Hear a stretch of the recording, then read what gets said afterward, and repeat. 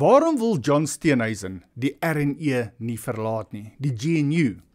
Dit is 30 Junie, maandag, die naweek na John Steenhuisen se groot media briefing, waarin hy verduidelik het dat hulle nou nie gaan deelneem aan die National Dialogue nie.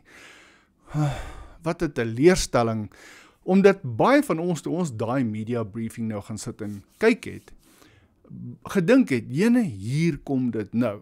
Hulle gaan hierdie GNU, die RNE, verlaat. En hy het sulke mooi woorde gebruik, hy het so groot gepraat en almal opgewonde gemaak met hoe hy dit gestel het, die emosie wat hy in sy woorde ingesit het ensovoorts, dat ons almal gedink het, die DA gaan nou die RNE verlaat en amptelik weer 'n oppositieparty word, wat nou weer hamerslaag gaan gee, in plaas van sweetjies om die GNU se ANC-lede en die president te stap. Is John Steenhuisen bang dat hy sy werk dalk gaan verloor? 'n Mens moet vra, want om watter ander rede weier hy om die RNE te verlaat? Daar's nou meer as genoeg gerugte, en tot Helen Zille het dit al te kenne gegee, dat daar mense binne in die DA-party is. Kom ons noem dit nou maar 2 faksies. En die groep wat wil wegbreek van die GNU, die RNE, het baie groter geword al. So, wat is John Steenhuisen se werklike rede? Hy bly hierdie goed voorgooi soos, hulle wil verandering meebring, hulle wil Suid-Afrika maak werk ensovoorts, maar al wat hulle doen is die ANC se mag versterk. Hulle gee vir die ANC al hoe meer mag en die ANC se ondersteuners sien dat, kyk, hierdie hele GNU onder die leierskap van die ANC werk. Want dit is hoe dit nou geperceive word, dis hoe dit gesien word deur almal daar buite. Ja, dit is waar dat die DA binne in die RNE baie werk doen en baie goeie werk, insluitend mense soos Andrew Whitfield wat onder die bus gegooi is deur die DA. En ek gaan nou vir jou verduidelik hoekom. Maar om terug te kom, die DA doen wel baie goeie werk, maar hulle werk word verdun in die RNE struktuur in, onder leierskap van Cyril Ramaphosa. Ons moet onthou, hy bly die president. En nou kom ouens soos die DA, of John Steenhuisen spesifiek, en hy sê, hulle het hierdie Statement of Intent, SOI. Die Statement of Intent, wat 'n dokument is, wat hulle aan mekaar gesit het om die RNE te bewerkstellig, maar hulle moet onthou, geen so dokument, wat 'n kontrak is, kan die konstitusionele wette herskryf of bo dit skryf of bo dit geplaas word nie. En die DA het gehelp om Ramaphosa president te maak. Wat beteken, hy kan die konstitusionele wette, die konstitusie, Suid-Afrikaanse konstitusie, teen hulle gebruik. Kyk mooi daarna, kyk na die hele klausules van afdeling 91, 1 tot 3 ensovoorts. Dit gee die president die konstitusionele mag om enigiets te doen met die ten opsigte van ministers. Hy kan hulle afdank aanstel net soos hy wil en hy hoef nie 'n rede te gee nie. Met ander woorde, John Steenhuisen, as Ramaphosa op daai punt kom dat hy moeg raak vir jou dreigemente wat die DA bly gee, dan kan hy vir julle, die hele lot van julle afdank. En hy hoef vir julle nie eens 'n rede te gee waaroor nie. So,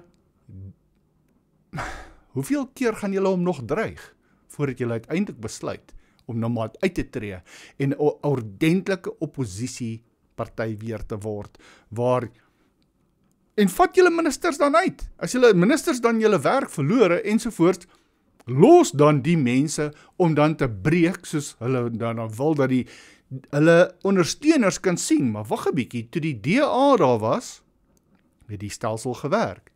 Nou dat die DA nie meer daar is nie, breek dit.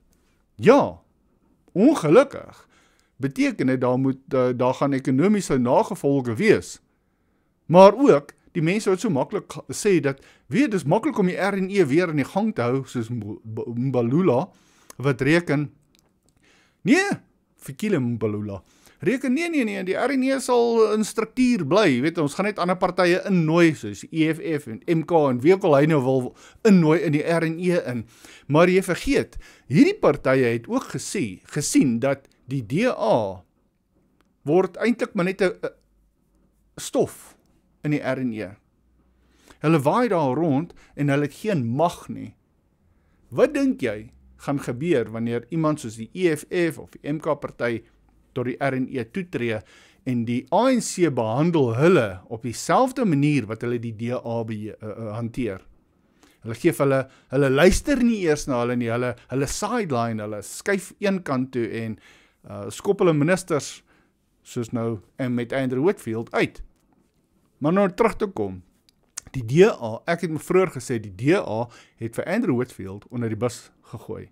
En die rede hoekom ek so sê, is dat die leierskap, ja, John Steenhuisen onder andere ook, het geweet dat Andrew Whitfield oor see moet gaan. Hulle moes dit afteken, hulle moes sy vliegkaartjie koop. Hulle het geweet dat hy nie uitdruklike geskrewe toestemming het van Ramaphosa om oor see te gaan, namens die DA op die DA se onkoste. Hy moet nog steeds daai toestemming kry. Met ander woorde, het hulle nie dalk hierdie hele situasie uitgelok nie. En hier's nou die ander ding. Die DA wil nie regtig in die RNE wees nie. Hulle wil werke doen en volle erkenning daarvoor vat, which is fair seker, maar hulle wil dit nie doen onder die vaandel van RNE nie, omdat hulle weet, die ANC neem krediet daarvoor.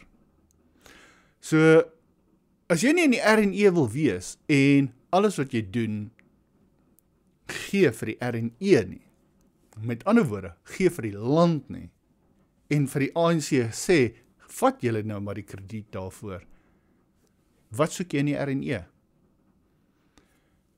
Dit is tyd om uit te tree. Ek voel, los die RNE. Want die mense wat vir julle gestem het, DA, ondervind nou teleurstelling. En al is dit net 50% van die mense, staan julle 'n groot kans om daai 50% wat ongelukkig is, dat julle in die RNE is op hierdie stadium, besig is met hierdie nonsens, en veral met hierdie tipe toesprake wat John Henry Steenhuisen Saterdag gelewer het, net voor die rugby. Baie geluk aan die Springbokke, julle het uitstekend gespeel. 54-7, eerste keer in 25 jaar. Excellent. Dankie tog, dat John Henry Steenhuisen sy toespraak nie so lank gemaak het, dat ons die rugby gemis het nie, want dan sal die teleurstelling nog groter gewees het.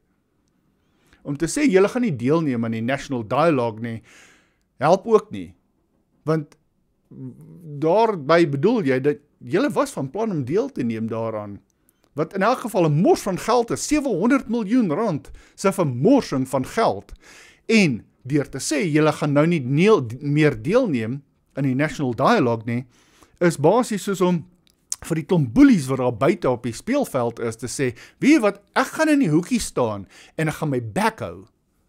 Julle kan maar aangaan en die mense bly boelie soos julle wil. Ons gaan terugstaan en ons gaan stil bly. Ons gaan die stem wat ons voters vir ons gegee het, gaan ons nie gebruik nie. As julle net 'n bietjie kop gebruik, dan sê julle as die DA besef, die RNE is nie meer vir die DA nie. Die RNE is nie DA vriendelik nie. Niemand soek julle in die RNE nie. Insluitend die ANC en al hulle maatjies, insluitend julle mense wat vir julle gestem het, soek julle nie RNE nie. Wat soek julle nog in die RNE? Los die RNE. Laat die land nou maar tot niet gaan, sodat die mense wat vir die ANC gestem het, kan sien, wie wat, ons het die DA nodig. Maar tot dan, maak julle van julle self 'n grap. Julle is die nuwe clowns in die paleis, die nuwe fools, en julle word vir die fool gehou, want julle ministers word vir die fool gehou. Julle ministers word gebruik as crutches om die ANC aan bewind te hou en aan die gang te hou en lewendig te hou en mooi te laat lyk. En kom 2029, wanneer is die volgende verkiesing? Weet nie wanneer die volgende verkiesing is. Dan gaan Cyril Ramaphosa aan die ANC volle krediet vat vir alles wat die DA gedoen het. Al die goeie werk, want hulle gaan sê, wel, hierdie val onder die vaandel van die RNE, die GNU, en ons, ek Cyril en my maatjies, was in die leierskap van hierdie GNU, nie die DA nie. Want waar staan die DA? Hulle is maar ministers. Die DA, as julle 'n verskil wil gemaak het in die GNU, moes julle, omdat julle so groot persentasie aandeel in die GNU het, dan minstens 'n visie-presidentrol gehad het. As ek John Steenhuisen was, het ek daarop aangedring, voordat ek enige dokument soos die Statement of Intent, ek sou seker gemaak het dat die Statement of Intent ook heel bo-aan sê, overrides any and all constitutional laws mentioned in dit, en dan seker gemaak het, dat daai Statement of Intent die mag het om bo-oor die Constitution te kan werk. Want op hierdie stadium beteken daai dokument minder as 'n stukkie tweedehandse toiletpapier. Hy het geen mag nie. Daai Statement of Intent beteken niks, John Steenhuisen. So, ek sê weer, los die RNE. Laat my weet wat julle daarvan dink.